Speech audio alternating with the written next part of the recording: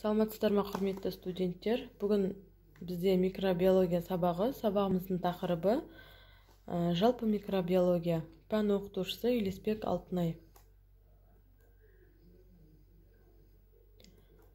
Сабағымыздың жоспары: кіріспе негізгі бөлім. Негізгі бөлімде микробиология ғылым ретінде қалыптасуы, микробиологияның түрлері, микробиологияның даму тарихының кезеңдері, микроорганизмдердің жалпы қасиеттері, медициналық микробиология жайлы жеке-жеке тоқталамыз. Сонымен бақылау сұрақтары, қорытынды және пайдаланылған әдебиеттер.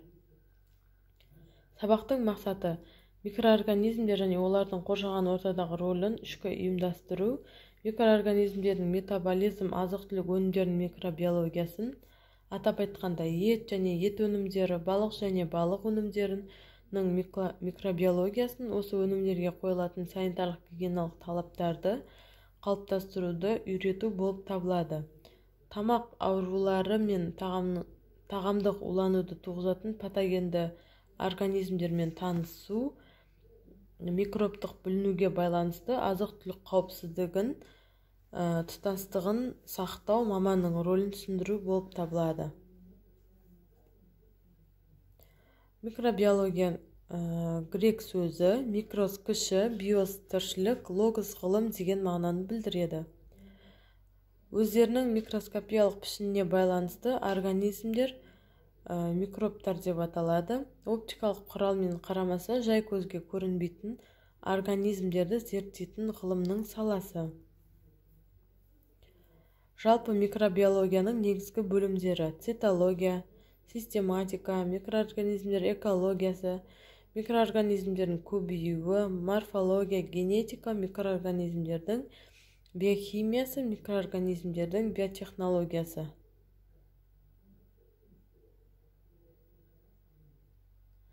Микроорганизмдер табиғатта кең таралған және кез келген субстраттарда, тіпті күрделі құбылысты жануарлар мен өсімдіктер организмде тіршілік етуге қабілетті. Микроорганизмдер барлық климат белдеулерінде, барлық жерлерде, адам организмде тіршілік етеді. Микробиология микроорганизмдердің морфологиясын, олардың даму заңдылықтары мен тіршілік ету ортасында тудыратын процестерін, сонымен қатар адамзат тіршілігі мен табиғаттағы рөлін зерттейді. Микроорганизмдер белгілі бір қоректік ортаға ұзақ уақыт аралығында бейімделуі, әртүрлі класс өкілдерінің спецификалық белсенділігін тудырады. Микроорганизмдер бактериялар, вирустар, саңырауқұлақтар, қарапайымдылар, көкжасыл балдырлар жатады. Жоғарыда айтылып кеткендей, микроорганизмдер ұлғайтқыш құралмен ғана көрінетін ұсақ организмдер.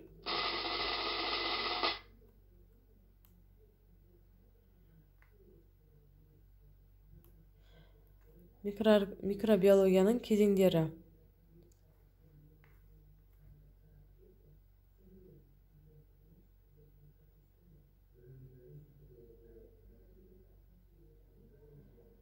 Микробиологияның құрылымы жалпы және жеке болып екі топқа жіктеледі. Жалпы микробиологияға морфологияның құрылымы, микробтардың физиологиясы, микробтардың биохимиясы, микробтардың генетикасы, микробтардың экологиясы, микробтардың эволюциясы жатады. Жеке микробиологияға медициналық бактериология, вирусология, микология, протозология жатады. Микробиология жалпы және жеке түрлері, микроорганизмдердің биологиялық қасиеттерінің зерттеуі,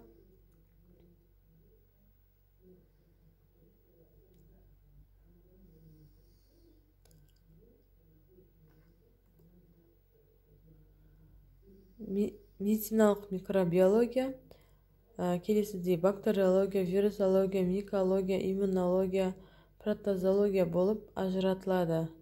Медициналық микробиология адам инфекция ауруларының қоздырғыштарын, олардың морфологиясы, физиологиясы, экологиясын, биологиялық және генетикалық сипаттамаларын зерттейді.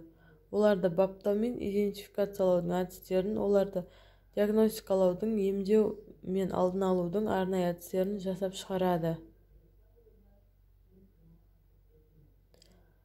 Алда оқылған дәрістің басты терминдері: микроорганизм, жалпы микробиология, техникалық микробиология, медициналық микробиология, ветеринарлық микробиология, санитарлық микробиология, патогендік микроорганизм, бактериология, вирусология, микология, протозология. Енді осы сабақ бойынша сіздерге бақылау тапсырмаларын берейін.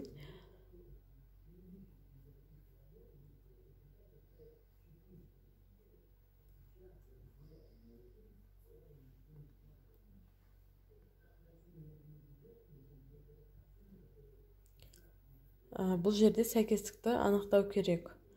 Ғылымның микробиологияға тигізетін үлесін атаңыз.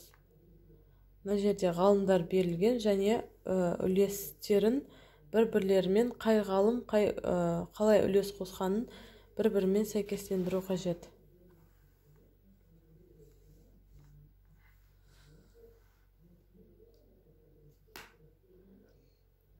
Мәтінді толықтырыңыз.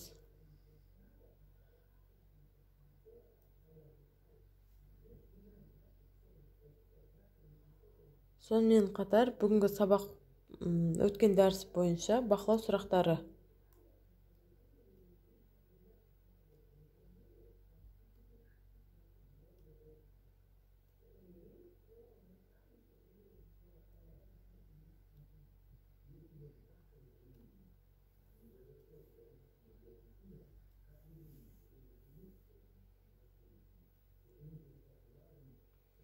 Назарларыңызға рахмет, сау болыңыздар.